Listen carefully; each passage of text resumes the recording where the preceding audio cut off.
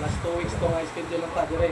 So nalaigo ng Dios nga nagkupa nag-atang kisod sa basto.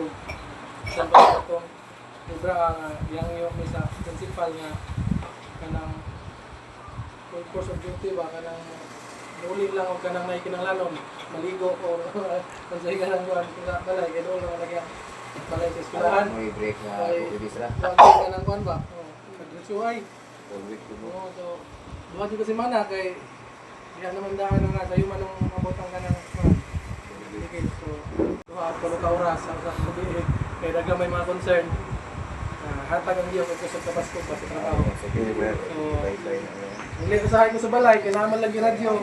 Lingkod na ako sa balay, tawag na po, bumalik ko na po sa eskwelahan. Ngayon na si Maribel, tagsan mo lang na magbita nga.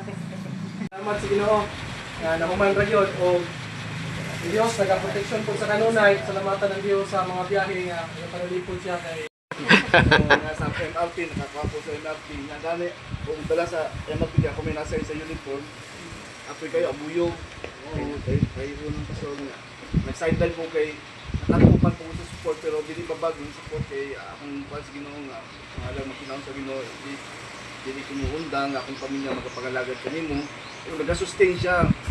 Nga, pag ibara, nalipay po ko Group, so salamat sa Ginoo no, sa gibuhat sa Ginoo sa kinabuhi sa mga women's sa Deborah, 10 Deborah dito sa punta naka nana joy kanang gipakita sa Ginoo ba nana rin namuhat na ang Ginoo may usa ka atong man sa among anniversary nagpa bautismo. Ako'y pagbibigan sa lawas. Salamat sa mga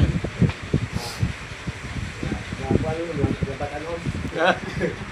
Yung talaga na ginawa no, sa atong tanan, salamat sa Ginoo sa pagtagbo sa mga panginanglan.